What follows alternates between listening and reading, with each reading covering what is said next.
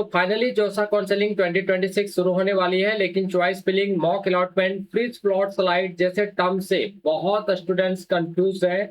इस वीडियो में मैं आपको जोसा काउंसलिंग 2026 का पूरा प्रोसेस स्टेप बाय स्टेप आसान भाषा में समझाऊंगा, ताकि काउंसलिंग में कोई गलती ना हो। तो हम लोग स्टार्ट करते हैं और सबसे पहले बात करते हैं व्हाट इज जोसा काउंसलिंग। जोसा काउंसलिंग एक्चुअली है क्या? तो ज्वाइंट सीट एलोकेशन अथॉरिटी जोसा conduct the centralised counselling process.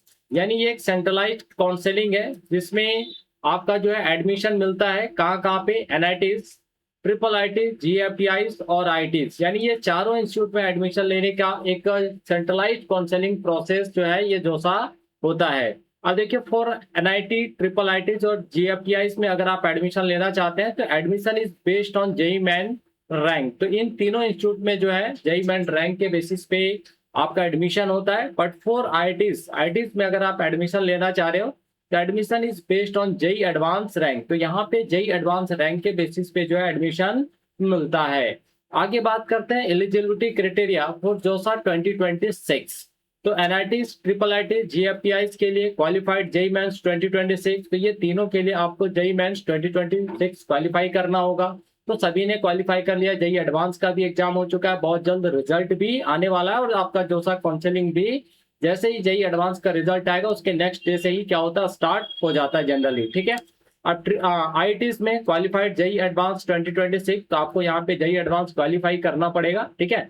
और कंडीशन क्या है, तो एटलीस्ट 75% मार्क्स इन क्लास 12, यानी क्लास 12 में आपका 75% मार्क्स भी होना चाहिए, प्लस आपको जेई एडवांस भी क्वालिफाई करना पड़ेगा आईआईटी के लिए। ठीक है। नेक्स्ट है 65% फॉर एससी एसटी पीडब्ल्यूडी। अगर आप एससी एसटी या पीडब्ल्यूडी कैंडिडेट है तो आपके लिए जो है 65% चाहिए होता है। Be in the top 20% of your board, है ना। तो ये दोनों कंडीशन है, आप कोई भी एक कंडीशन फुलफिल करते हैं तो आप आईआईटीज के लिए एलिजिबल है। आगे देखिए, candidate must have passed class 12 with required subject, यानी आपको क्लास 12 भी पास आउट होना चाहिए।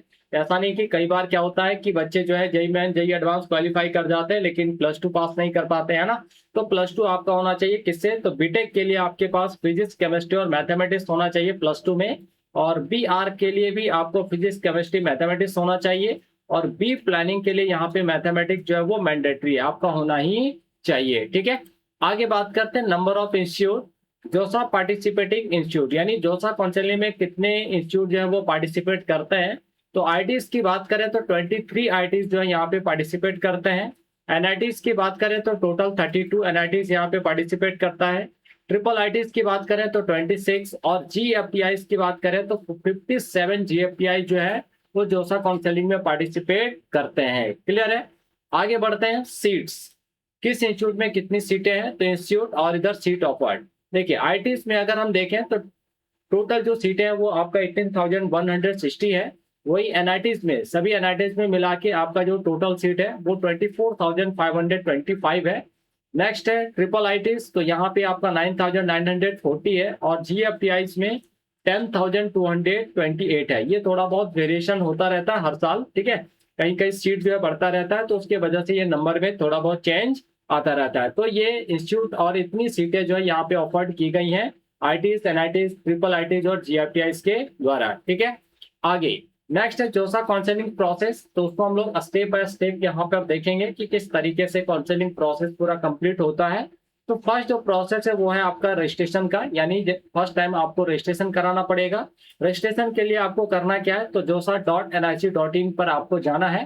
ठीक है। और use JEE Main for NITs, triple ITs और जीएफटीआईज, और JEE Advanced for IITs, application number and password to log in. यानी जिन्होंने जेई मेंस क्वालिफाई किया है तो वो जेई मेंस का जो एप्लीकेशन नंबर है, पासवर्ड है, उसके थ्रू यहाँ पे josa.nic.in पर जाकर लॉगिन करेंगे। और जिन्होंने जेई एडवांस का एग्जाम दिया है तो उनका जो एप्लीकेशन नंबर, पासवर्ड होगा उसके थ्रू वो josa.nic.in पर जाकर लॉगिन करना है।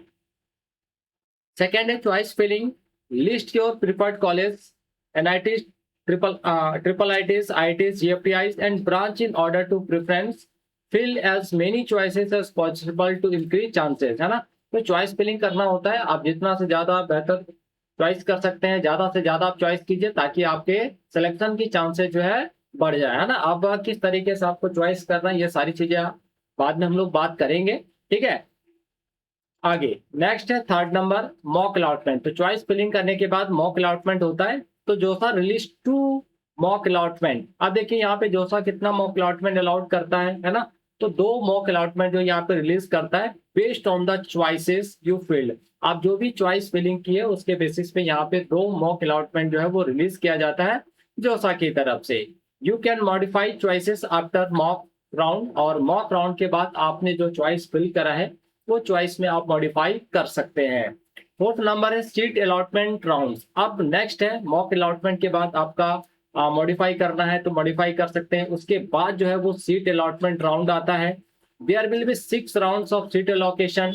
अब देखिए इससे पहले 2024 में जो है 5th राउंड तक हुआ था, लेकिन 2025 में 6 राउंड तक जो है यहाँ पे सीट एलोकेशन किया गया था।